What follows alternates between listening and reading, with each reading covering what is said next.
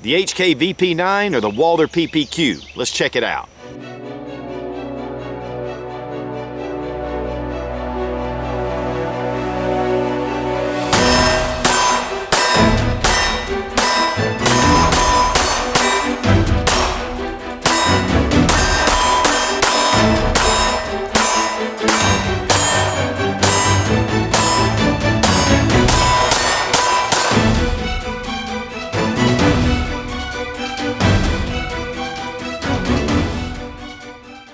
After I did my initial VP9 video, a lot of people were asking a lot of questions and wanting a comparison between these two excellent pistols. So we're going to check it out. Now, after really shooting these side by side, my opinion of the trigger is not quite as varied as it was originally. I think the take up on the HK, it's really smooth. Of course, we're going to make sure the gun isn't loaded. It's the first part of the take up. It's short and it's definitely a nice little snap. Now with the PPQ, of course the gun isn't loaded, the take up is longer, there's no doubt. And I did get some comments because I had said there was some stuff going on here with the trigger. And if you'll listen, you can hear it.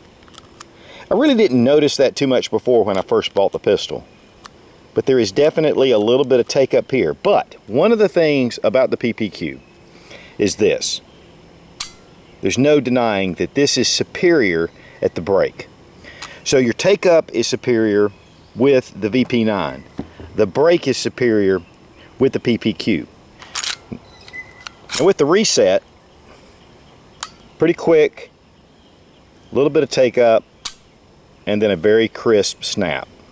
And with the VP9, the reset, solid, very tiny amount of take up, and I probably extended my finger a little bit.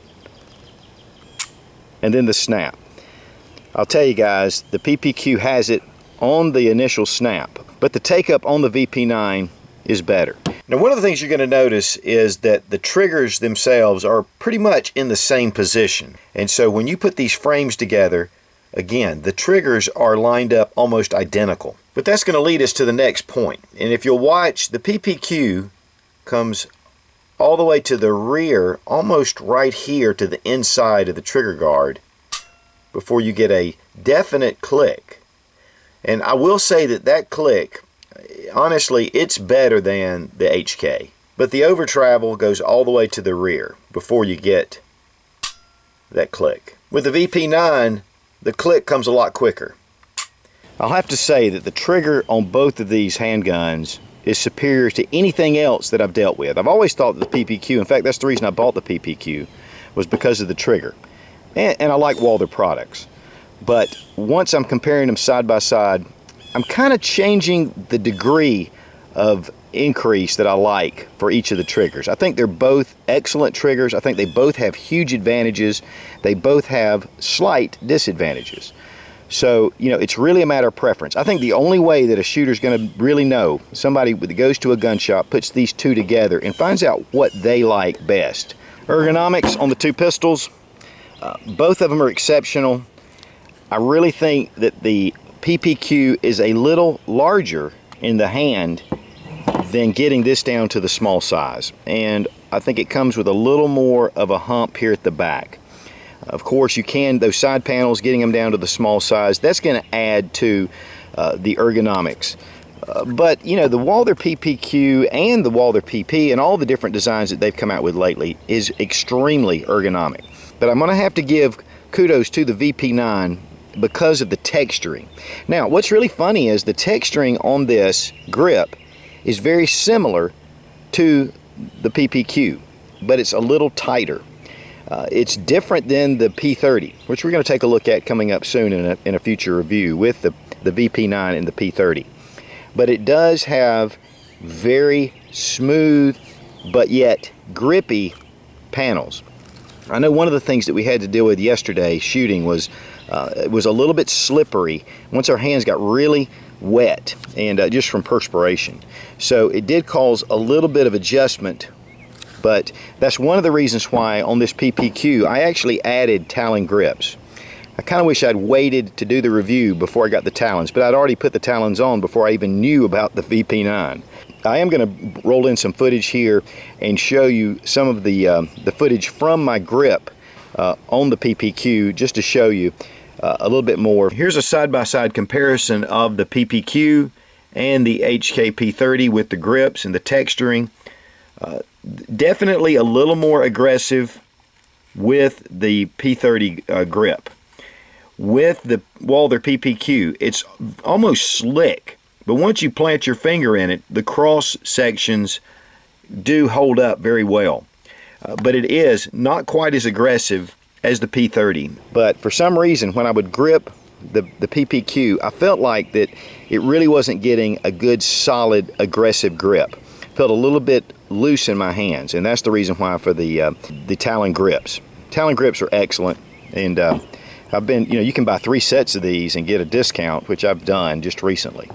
No Such discount, unfortunately. They don't know who I am. The polymer sights on the PPQ to me are a little bit of a downer compared to the metal sights of the VP9. And the other thing about the VP9, well, and the PPQ, is you can change these out to aftermarket sights without too much of an issue. Your accessory rail on the VP9 is longer. You are getting some extra Picatinny rail system there that you're not getting on the PPQ. I don't really see that's a huge problem. The PPQ really is more in line with the size of a Glock 19, which seems to be the standard for size for many people. The VP9 is a little bit larger, and that leads us to the grip length. The grip length on these two pistols is pretty much identical. The VP9, just from this little back area right here, will extend just about 3 millimeters. It's not much at all, or maybe about 1/8 of an inch. But the big difference is here on the slide. The Walther is more of a flat nosed, whereas the VP9 does come in with more of a bull nose. It's cut back, and so that's going to be easy to insert into holsters, but it is just a tad longer. On the HK VP9, the slide is more thicker here, than rounded somewhat. With the Walther PPQ, it does come very much into a more of an angle right here. So it's more of a triangle effect, whereas you have the VP9 is more of a squared off effect. But actually these slides in width are the same. And then when measuring the width, because of the slide release on the Walther, it makes it about 1/8 of an inch wider at the widest point. So that's going to give you a little bit of an advantage with the VP9 as far as width overall. But the PPQ does have the option of the magazine release right here on the grip. Standard, it comes with the paddles.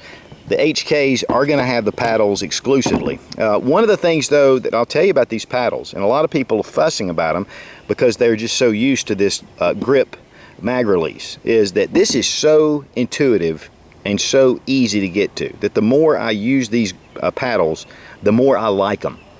And I'm getting to where really I prefer them. Now there is some plus and minuses here between the two with the takedown lever and slide release. Slide release on the VP9 is very minimal. It's very small. The takedown lever though is right here, which is typical, and it's not really obtrusive.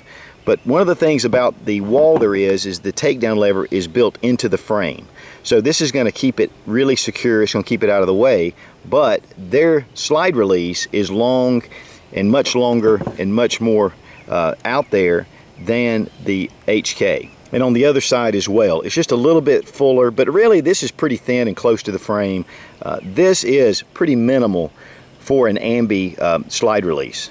But one of the things I'm going to tell you about this slide release is that if you're not careful, especially on that last round, you'll be pushing down on the slide release. And at first I thought there was something actually wrong with the pistol, that it wasn't holding the magazine, the empty magazine open. And what was happening was I was actually depressing down on this slide release lever. As far as weight difference between the two, the HK VP9 comes in at 26.2 ounces. The Walther PPQ is 24.4 ounces. So we're looking at 2.2 ounce difference, and that's with the magazine inserted into the pistol. The bore axis on these two pistols is almost identical. If you look right here where the grip goes, it's really very close. Back to back, the sights pretty much line up. Now both utilize the steel magazines. Both are 15 rounds, of course, unless you live in a state that doesn't allow for the 10 rounders. Excellent quality. Of course, they have the polymer butt pads. The PPQ will have a red indicator right here for the follower. The PPQ magazines run about $40 to $45. The HKs, and this is where I'm finding them, they're usually about the $45 range. So you're talking about a $5 difference between the two mags, but the Walther mag will be a little less expensive. On the VP9, you do have some notches here to be able to really rip that magazine out if you need to. On the PPQ, you don't have that option. At this point right now, I think the biggest difference we're going to find is in price. The HK VP9 retail on the HK website is about $719. Of course, street price is going to reflect considerably lower than that typically. Not right at first, but in the next, once it dies down, the popularity kind of falls in line with the market. This is probably going to run in the $650 range. It's just what I'm guessing. At this point, we don't know because they're not even available until the mid-July, and this is June of 2014. The Walther PPQ, from what I've seen, the street price is running about $5.5. I was on Bud's Gun Shop, so $5.5 was what the Mark II was running. There are two different pedigrees here. You have your HK, which has a very strong military background and usage, especially with a lot of special forces units, even here in the United States. The Walther PPQ is an exceptional, mainly law enforcement, and I'm sure with some of the European countries, possibly military, but police mainly. And of course, the Walther has had a huge pedigree as well. Both of these guns have a long heritage of being excellent quality. And so it's going to come down to just making the choice, of course, if budget constrains, which does most of us. But the one thing that we need to always realize is that the initial cost of the firearm is very small over a long period of time and how long these guns will last. And not only outlast you, but outlast your family, your sons and daughters, on down to generations. So buying the best quality, what suits you the best, is really what's important, even over the price. Overall, both pistols are excellent, high-quality pistols, and of course they're German-made. They're engineered very well. Really, it's just a matter of just personal preference, and really they're both very similar firearms. So the best way to make a decision if you're looking at these two pistols is to go to a gun shop, get them side by side, check them out, and decide which one's best for you. Be strong, be of good courage. God bless America. Long live the Republic.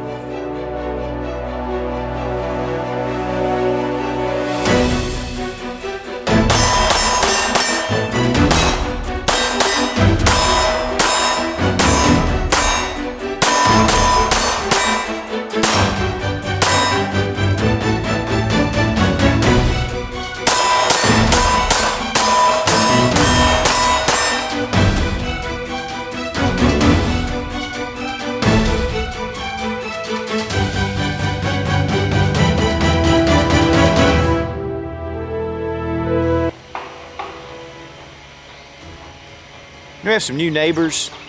They're building a house, but they obviously don't know what they're in for.